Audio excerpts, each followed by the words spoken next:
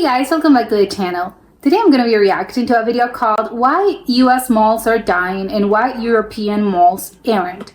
So this is quite interesting to me because at least that was my perspective, that the sort of mall culture that exists in the US was something very American, and I don't believe that Europeans kind of had the same sort of mall culture, although I think as a sort of general rule, I don't think the US sort of mall culture is something that exists in this day and age. I think it's been progressively sort of losing steam as time has gone by. I think it was big in the 80s, I think, and maybe a little bit in the 90s, but yeah, in this day and age, I think that's really their dying breed. So it's interesting that apparently Europeans also have some sort of mall culture. I'm excited. Let's check it out and comment, like, and subscribe. Welcome to the 1990s, the former Eastern Bloc, a beautiful, wealthy, inspiring place left behind by the dying, retreating Russian Empire. Suppose you wanted to do some shopping. Where will you go? Oh, I know, those beautiful Soviet-era shopping centers seen by many on those Soviet retro-themed social media pages, full of the finest wares of the Eastern Bloc. Sorry, I couldn't keep a straight face there. No, if you wanted to do shopping, you did not in fact go to the shopping center. Instead, you went where the rest of society went, to dismal outdoor markets selling vegetables. Okay, yeah, I was about to say, wasn't that doesn't seem very communist. Knockoff clothing, homemade food preserves, and so on. From cars, vans, often entire buses. It was chaotic, dirty, loud, often taking place on random sidewalks or in underpasses. As you milled around the makeshift stands in the crowd, looking at the knickknacks being sold, people haggling, old women counting coins in their hands, you thought of a photo you saw of an American shopping center. You called it a shopping center because you did not have a word for it yet. That is, the mall. Beautiful, clean, air-conditioned, full of Western stores and their wares, fast food restaurants like McDonald's and others you've never even heard about, people strolling around wearing the latest fashion. Surely all of them are drinking Coca-Cola. People wore their latest fashion to the mall, okay. And Pepsi. It was a place to be seen. Cola too, not this piss water they sell around here. Palm trees, fountains, colorful lights. You're pretty sure there is American rock music playing in the background too. You don't know, it was a photograph. Your thoughts are interrupted as you look down and realize you've stepped into shit, and an old lady is yelling at you to move from her stand if you ain't buying anything. The shopping mall was the ultimate symbol of 1990s Western prosperity, and it wasn't long before they spread through Europe too. 1990s? I thought it was sort of a little bit older. 1980s, I think? Probably even 1960s. Well, no, 70s probably. Including the former Eastern Bloc. Today, malls in places like Budapest, Prague, or Warsaw are basically indistinguishable from their modern American counterparts, except for one thing. Malls in Europe are thriving, while in the US they are slowly dying out. Why is that? People often say it's because of Amazon and online commerce, but Europe... Yeah, my first thought was, I think with online shopping, people don't feel the need to get out of their houses. Has those too. Is it a purchasing power issue? But how? America is the richest country on the planet. Lots of full wallets over there. So the most common arguments cited for the death of US malls is online commerce. The fact that people are now able to order from the internet from the comfort of their homes. And sure, online commerce... Yeah, everyone's gonna prefer comfortableness before, although it's comfortable also to get out of the house, but I get it. It's, oh, I'm busy, so I can just buy whatever I want to with just one click away. Didn't exactly help malls, but as I mentioned, online... And not even a click, because your phone doesn't click. Commerce is also very much present in Europe, and malls over there are doing fine. So I'm comfortable stating that the decline of US malls is not because of online commerce. Oh, my other thought was maybe in Europe they're not that big on online commerce, so that's why people still feel the need to physically go to a mall. Though it certainly didn't help. And so I've identified 3 actual key reasons which we will go through now, including the last one which no one talks about, but is absolutely crucial in my opinion. In fact, that might be the most important reason for the death of US malls. And yet people seem to ignore it. So let's go through the reasons. Oh, people have less money.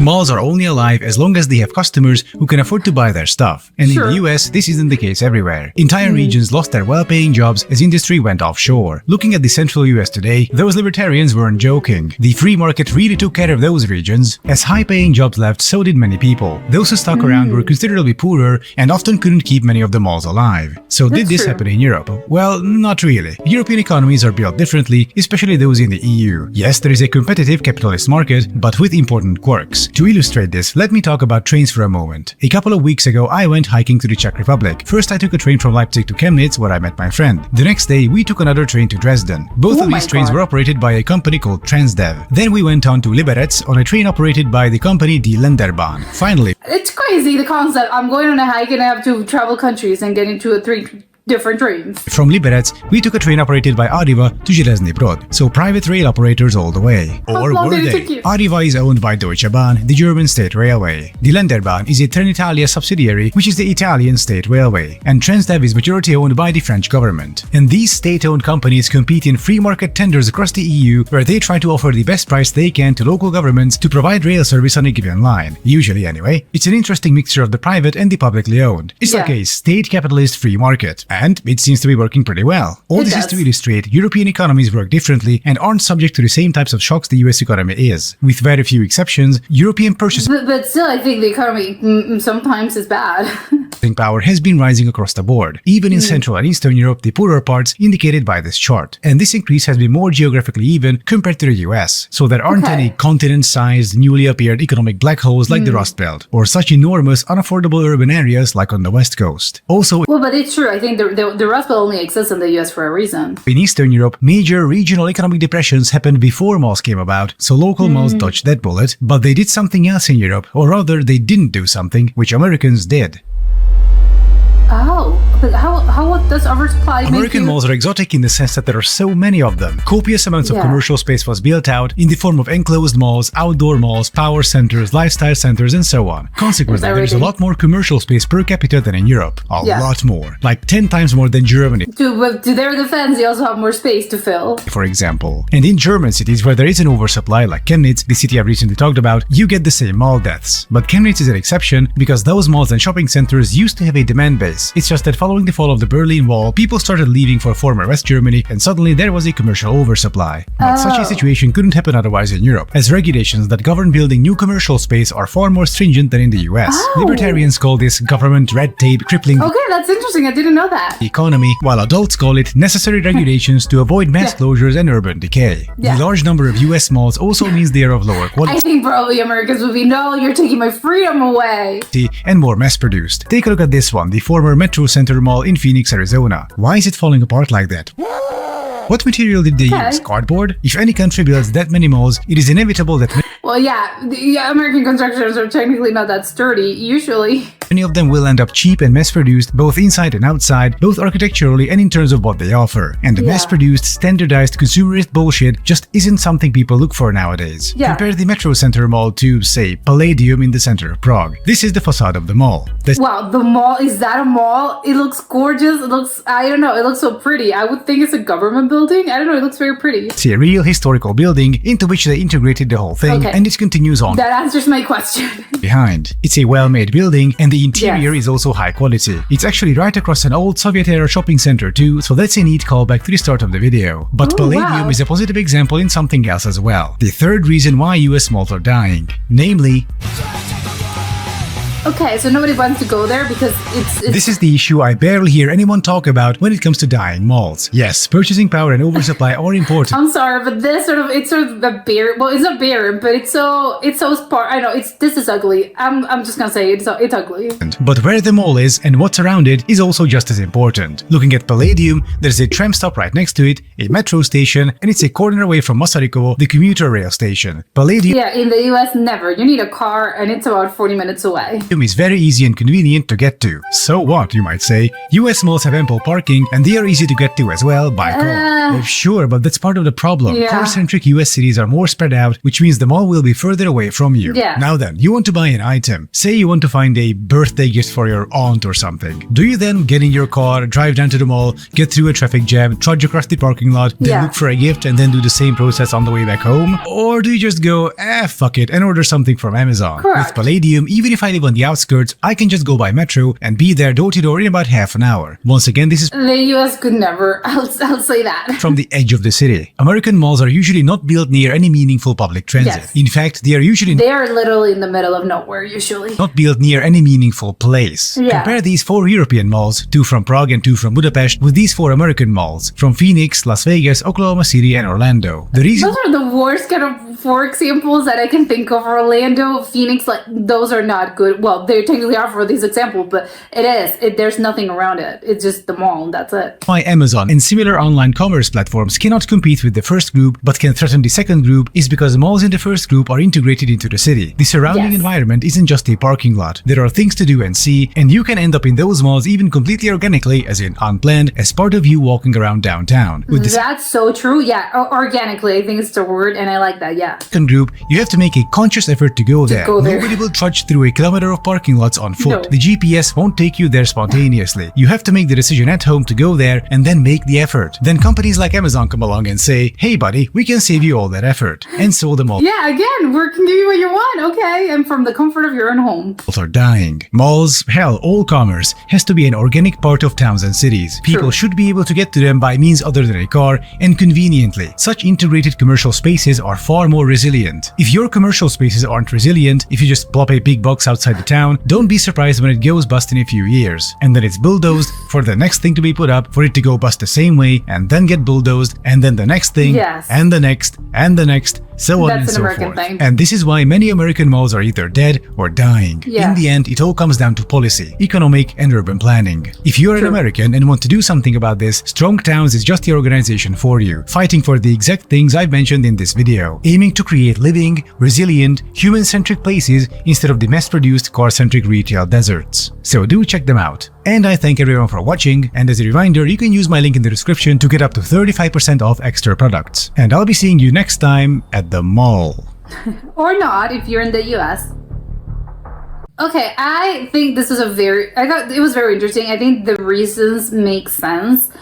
I think ultimately, obviously, again, there's a lot of reasons, but I think there's something that I think the most important thing about this whole thing to me is the whole organicness of it all. Because, like they said, the one example they put, which I assume it's all over Europe, it's how sort of organically you can find yourself at a mall. You don't make the conscious effort or decision to sort of, oh, I am going to the mall today. And that's usually how it starts, because I think people, and again, as modern humans, we're always looking for comfort. We want to make our life easier. You're not trying to make your life harder.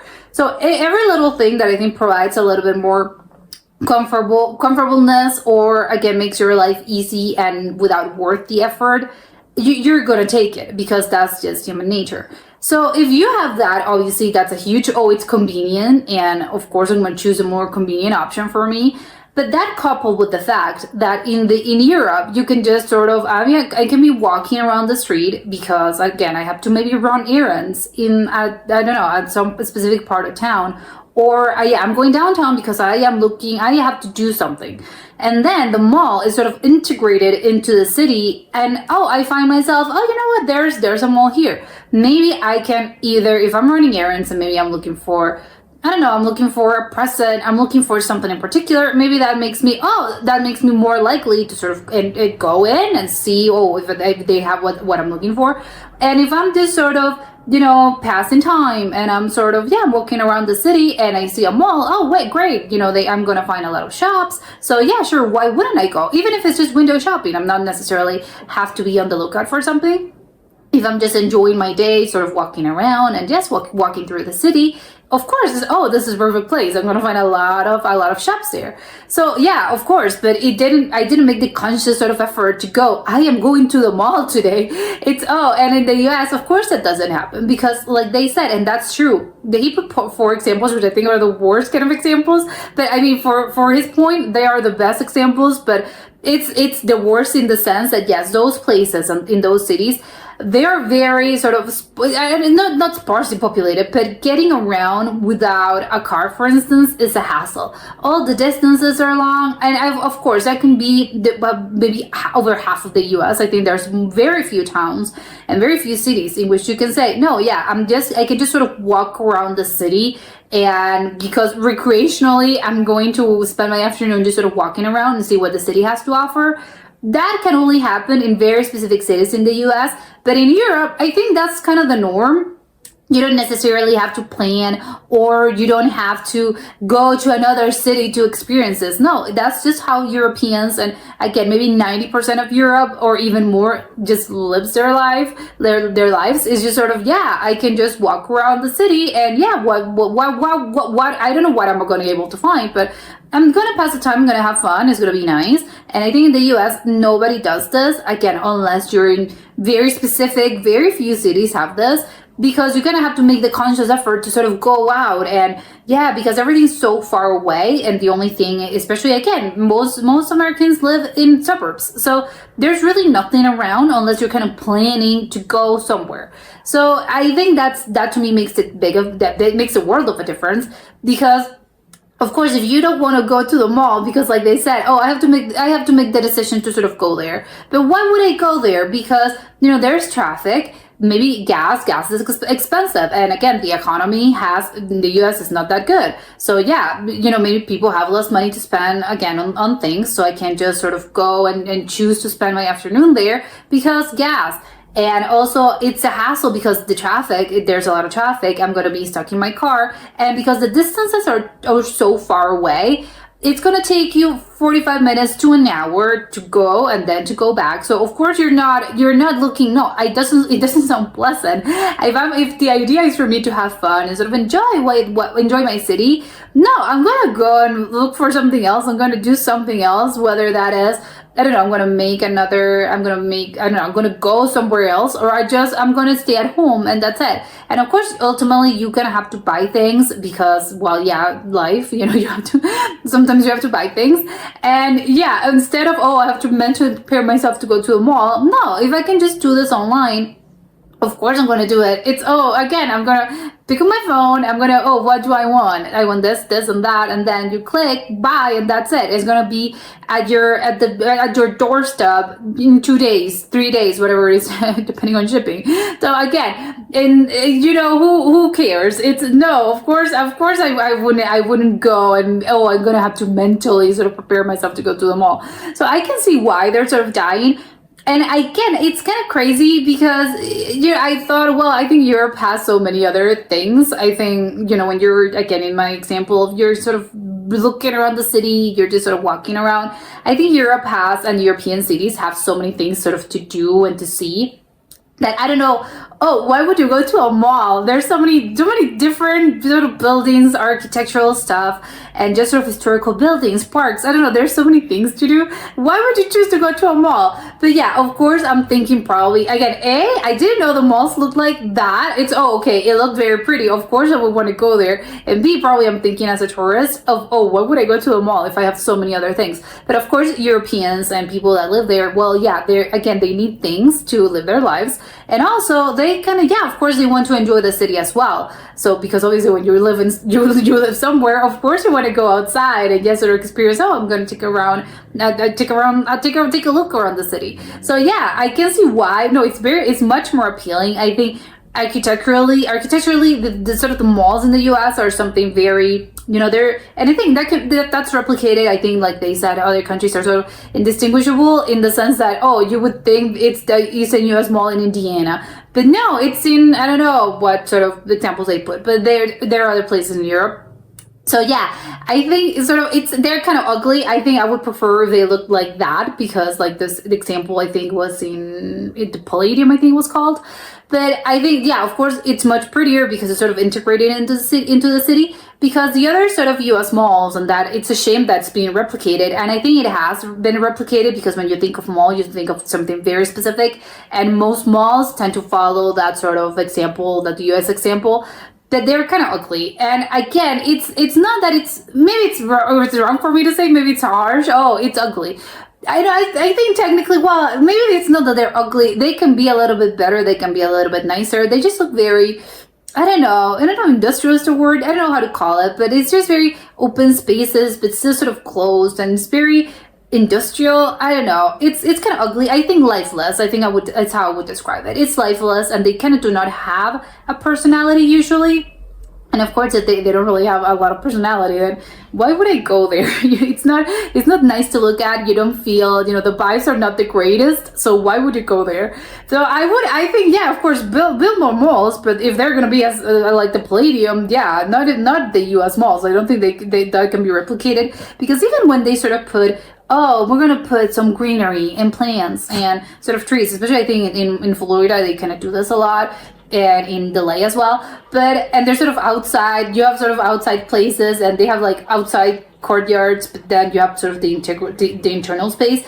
And okay, I get what they're trying to do, but still, it doesn't really take away from the fact that you're still in the middle of nowhere, and it's sort of this enclosed space. And when you sort of go outside of this place, of this structure, it's nowhere. It's a highway. So it's ugly. And I'm sorry. And again, I just think the prettier ones are in Europe, apparently, because they are sort of historical buildings, and again, they're just nicer in general.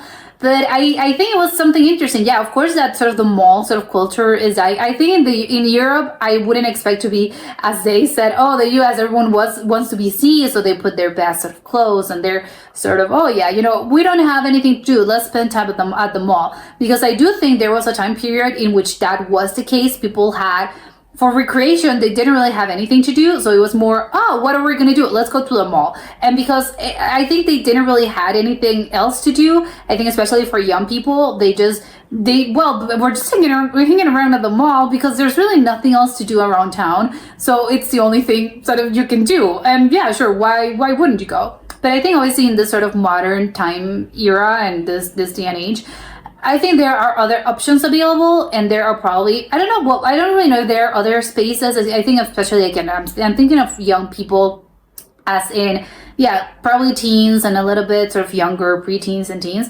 They don't really have spaces to hang out. And I'm talking specifically about the US. I don't know if in Europe it's the same. So they don't really have in a lot of places, again, unless you live in very specific cities, there's really nothing to do. And again, maybe you're just gonna sit at home and, I don't know, use your phone, use a computer, watch TV. I don't know, but it's usually people on their phones and just getting on the internet.